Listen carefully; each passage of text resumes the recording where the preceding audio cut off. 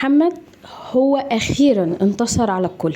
محمد أثبت إن هو صح مش كذاب بحاجات كتير جدا، وده اللي احنا هنشوفه مع بعض. هو اللي كان قاصد يوصل المعلومة غلط لأخوه حمدي علشان يطلع أخوه حمدي إن هو شخص غلاوي، إن هو شخص فاشل، إن هو كاره الخير للكل.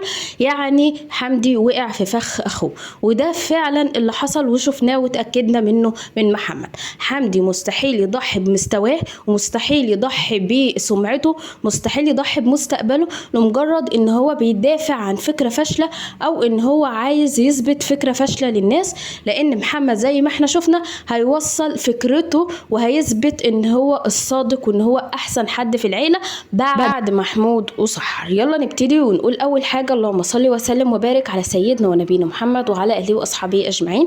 عاملين ايه؟ يا رب تكونوا بخير. اهلا بيكم في فيديو جديد.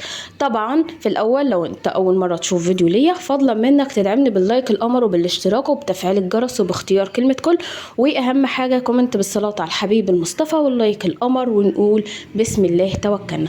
طبعا كلنا شفنا الفترة اللي فاتت ان حمدي بيدافع عن الجمهور، مش بيدافع عن اخوه، باكتر من حجج، وبتبان ان هي حجج مفبركة. الاول قالك ان اخويا بيعاير اخويا التاني على انه ما بيخلفش، مع العلم ان اخويا تمام ومراته تمام، وان المشكلة عندهم مجرد مشكلة وقت، ودي حاجة بايد ربنا.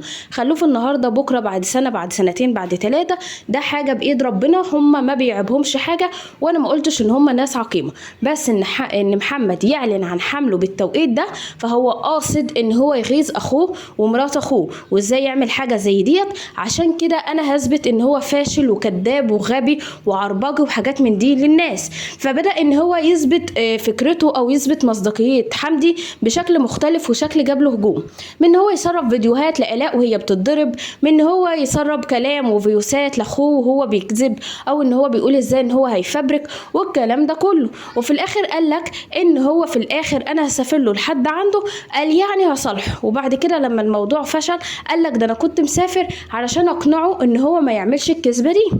صح ولا غلط؟ صح. طيب ايه اللي حصل؟ محمد طلع قاصد ان هو يوصل فكره فاشله لاخوه، هو اللي قاصد يوصل لحمدي: يا حمدي انا بكذب، يا حمدي انا بعمل حوارات على الناس، يا حمدي انا هستغل الترند، يا حمدي انا هستغل تعب مراتي، او ان انا هستغل ان انا مراتي مش حامل وهقول عليها حامل، وهعمل كل الحاجات دي.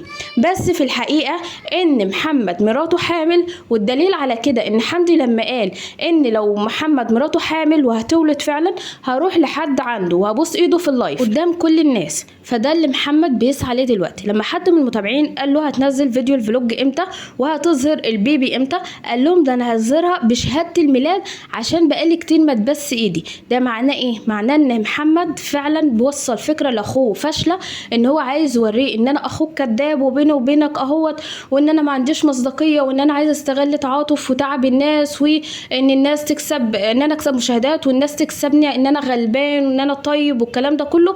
وفي الاخر محمد طلع بيلعبها هو وآلاء صح. محمد ما حاولش ولا مره يبرر ان الناس لا والله حامل، طب بصوا انا بكشف صح على مراتي، طب بصوا شوفوا الولاده كامله اهيت، طب آلاء بتولد، وما شاركناش اللحظه واحده بواحده زي ما حصل في ولاد التالين. صح ولا لا؟